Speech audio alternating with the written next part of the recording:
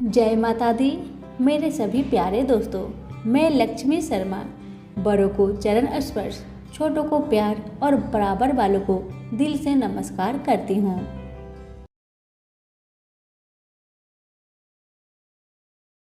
प्रेम से बोले संतोषी मैया की जय हो।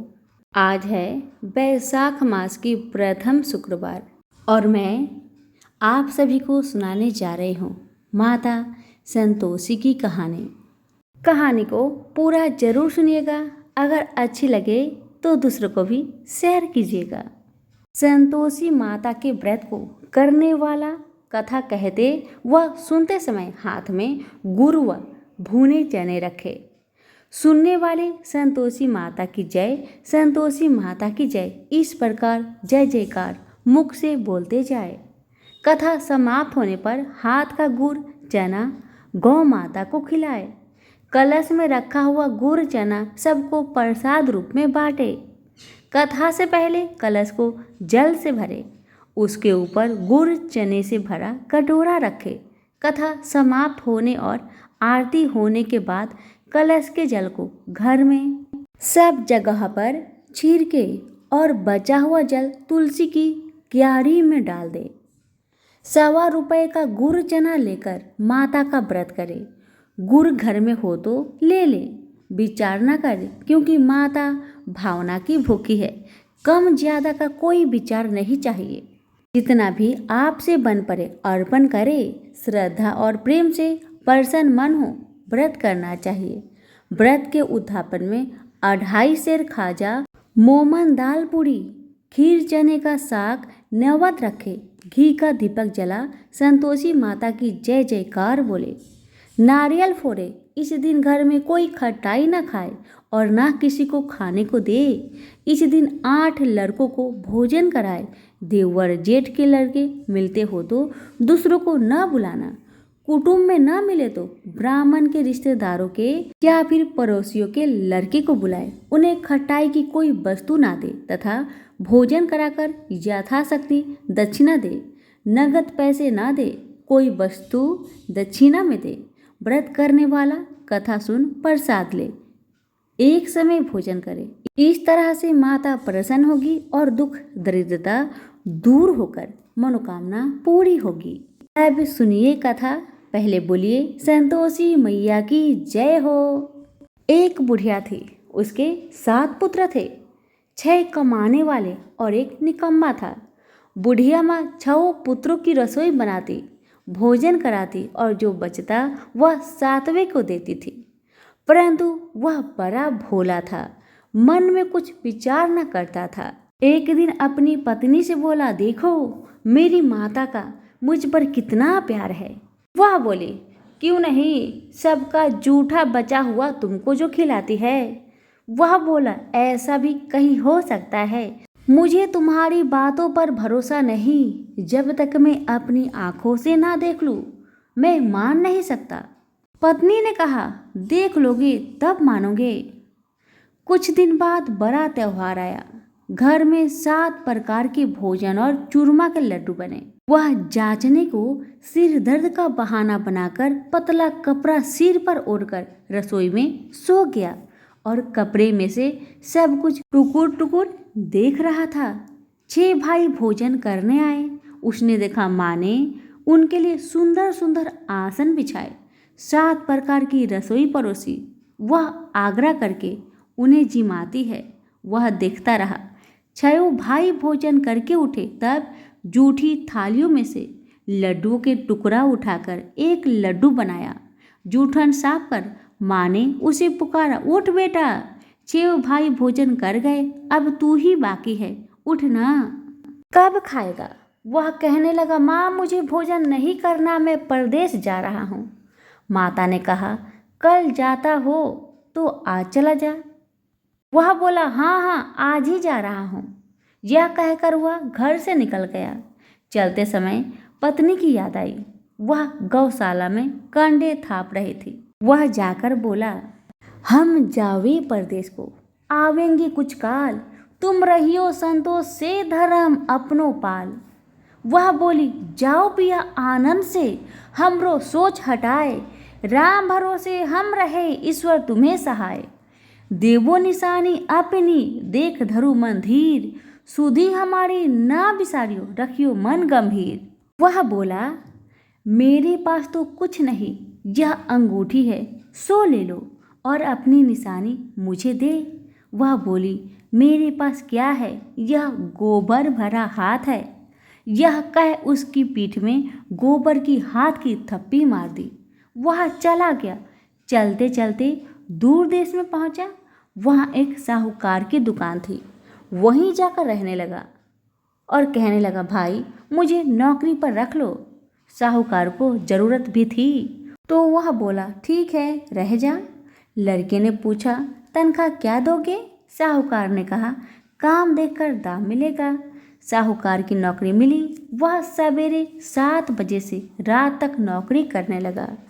कुछ दिनों में साहूकार का सारा लेन देन का हिसाब, ग्राहकों को माल बेचना, सारा काम करने लगा। साहूकार के 7-8 नौकर थे। सब चक्कर खाने लगे कि या तो बहुत होशियार बन गया।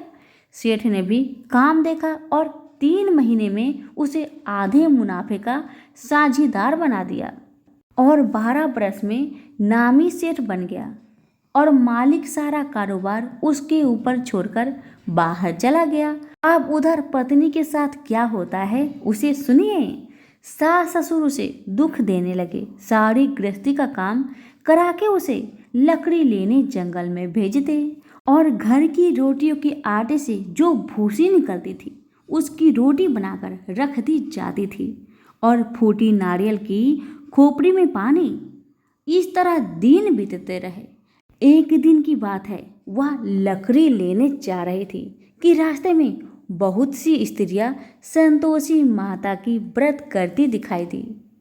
वहीं खड़ी हो, वह भी कथा सुन और बहनों से बोली, बहन तुम किस देवी देवता का व्रत करती हो और इसके करने से क्या फल होता है? इस व्रत की करने की विधि क्या है? यदि तुम अपने इस व्रत का विधान मुझे समझाकर कहोगी तो मैं भी तुम्हारा बड़ा एहसान मानूंगी। तब उनसे एक स्त्री बोली, सुनो, यह संतोषी माता का व्रत है। इसके करने से निर्धनता, दरिद्रता का नाश होता है, लक्ष्मी आती है, मन की चिंताएं दूर होती है, घर में होने से मन को सुख, प्रसन्नता और शांति मिलती है। व्रत के दिन घर में खटाई कोई न खाए। यह सुनकर बहू चल दी। रास्ते में लकड़ी बोझ को बेच दिए और उन पैसों से गुड़ चना ले माता के व्रत की तैयारी कर आगे चली गई और सामने मंदिर देख पूछने लगी, यह मंदिर किसका है? सब बच्चे कहने लगे, संतोषी माता का मंदिर है। यह सुन माता के मंदिर में जा माता के चरणों में लौटने लगी। दिन हो विनती करने लगी, माँ मैं निपट मूर्ख हूँ, व्रत के नियम कुछ नहीं जानती, मैं बहुत दुखी हूँ। हे माता जगत जननी, मेरा दुख को दूर कर, मैं तेरी शरण में हूँ। माता को दया आई। एक शुक्रवार बीता कि दूसरे शुक्रवार को ही इसके पति का पत्र आया और तीसरे को उसका भेजा पैसा भी आ गया।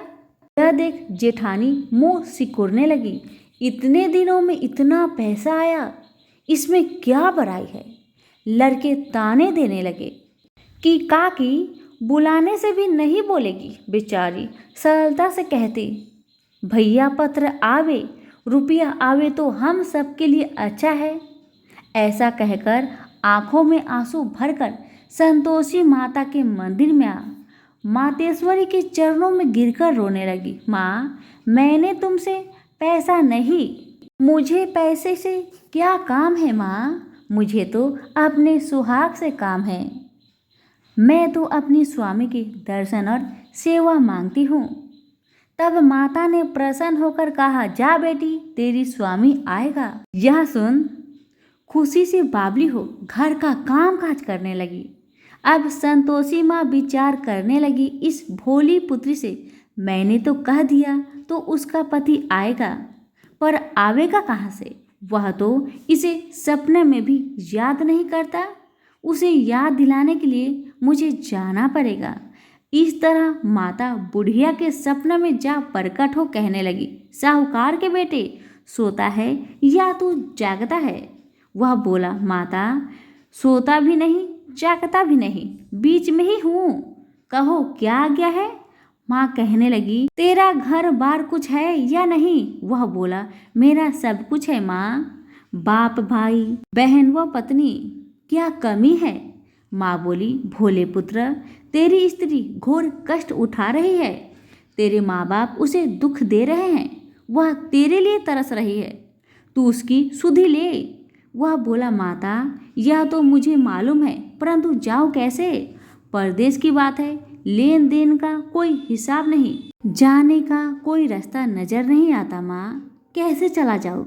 माँ कहने लगी, मेरी बात मान, सवेरे नहा धोकर माता का नाम ले, घी का दीपक जला, दंडवत कर दुकान पर बैठ जा, देखते देखते तेरा लेन देन चुक जाएगा, माल बिक जाएगा, साज होते होते धन का ढेर लग जाएगा। तब सवेरे बहुत जल्दी उठ उसने लोगों से अपने सपने की बात कही, तो वे सब उसकी बात अनसुनी कर दिल लगी उड़ाने लगे कि कहीं सपने भी सच होते हैं।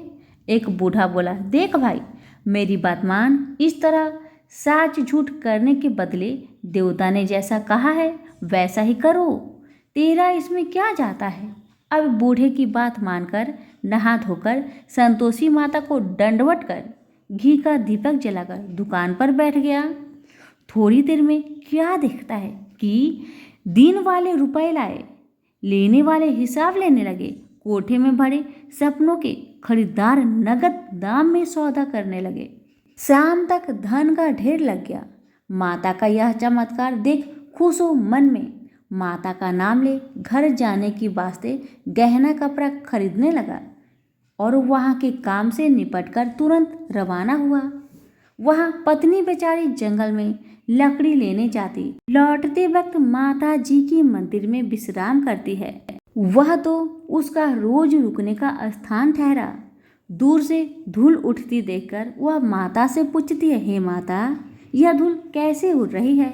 माँ कहती है, हे पुत्री, तेरा पति आ रहा है, अब तू ऐसा कर, लकड़ियों के 3 बोझ बना ला, एक नदी के किनारे रख, दूसरा मेरे मंदिर पर और तीसरा अपने सिर पर रख। तेरे पति को लकड़ी का गट्ठा दिख मोह पैदा होगा, वह वहाँ रुकेंगे, नाश्ता पानी बना खा पीकर माँ से मिलने जाएगा। तब तू लकड़ी का बोझ उठाकर जाना और बीच में चौक के गट्ठा डालकर 3 आवाजें लगाना, लो सासू जी, लकड़ियों का गट्ठा लो, भूसे की रोटी दो, नारियल के खोपरे में पानी दो, आज मेहमान कौन आया है? माँ की बात सुन उसने कहा, बहुत अच्छा माता, कहकर प्रसन्न हो लकड़ियों के 3 गट्ठे ले आई, एक नदी के तट पर, एक माता के मंदिर पर रखा। इतने में ही मुसाफिर आ पहुंचा। सूखी लकड़ी देख उसके पति की इच्छा हुई कि यही निवास करे और भोजन बना खा पीकर गांव जाए। इस प्रकार भोजन बना विश्राम करके वह गांव को गया। जब वह सबसे प्रेम से मिल रहा था, उसी समय पत्नी सिर पर लकड़ी का गट्ठा लिए आती है। लकड़ी की भारी बोझ आंगन में रखकर जोर से 3 आवाज देती है, लो सासू जी, लकड़ी का गट्ठा लो, भूसे की रोटी दो, नारियल के खोपरे में पानी दो, आज कौन मेहमान आया है? यह सुनकर उसकी सास अपने दिए हुए कष्टों को भुलाने हेतु कहती है, बहू ऐसा क्यों कहती है? तेरा मालिक ही तो आया है, आ बैठ जा, मीठा भात खा, भोजन कर, कपड़े गहने पहन। इतने में आवाज सुन उसका स्वामी बाहर आता है और अंगूठी देख व्याकुल हो माँ से पूछता है, माँ यह कौन है? माँ कहती है, बेटा यह तेरी पत्नी है, आज 12 वर्ष हो गए जब से तू गया है, तब से सारे गांव में जानवर की तरह भटकती रहती है, कामकाज घर का कुछ नहीं करती है, 4 समय आकर खा जाती है, अब तुझे देखकर भूसी की रोटी और नारियल के खोपरे में पानी मांगती है। वह लज्जित हो बोला, ठीक है माँ, मैंने इसे भी देखा है और तुम्हें भी देखा है, अब मुझे दूसरे घर की ताली दे दो, उसमें रहूं। तब माँ बोली, ठीक है बेटा, तेरी मर्जी, इतना कहकर ताली का गुच्छा पटक दिया। उसने ताली लेकर दूसरे कमरे में जो तीसरी मंजिल के ऊपर था उसे खोलकर सारा सामान जमाया। एक दिन में ही वहां राजा के महल जैसा ठाट बाट बन गया। अब क्या था, वो दोनों सुखपूर्वक रहने लगे। इतने में अगला शुक्रवार आया। बहू ने अपने पति से कहा कि मुझको माँ का उद्यापन की तैयारी करना है और इतना कहकर तैयारी करने लगी। जेठ के लड़कों को भोजन के लिए कहने गई। उन्होंने मंजूर किया, परंतु पीछे जेठानी बच्चों को सिखाती है, देखो रे, भोजन के समय खटाई मांगना जिससे उसका उद्यापन पूरा ना हो। लड़के जीवने आए, खीर पेट भर खाए, परंतु याद आते ही कहने लगे, हमें कुछ खटाई दो, खीर खाना हमें भाता नहीं, खीर देखकर तो हमें अरुचि होती है। बहू कहने लगी, खटाई किसी को नहीं दी जाएगी, यह तो संतोषी माता का प्रसाद है। लड़के उठ खड़े हुए और बोले, पैसे लाओ। भोली बहू कुछ जानती नहीं थी, सो उन्हें पैसे दे दिए। लड़के उसी समय उठ इमली लाकर खाने लगे। यह देखकर संतोषी माता बहू पर क्रोधित हुई। राजा के दूत उसके पति को पकड़ कर ले गए। जेठ जेठानी मन माने खोटे वचन कहने लगे।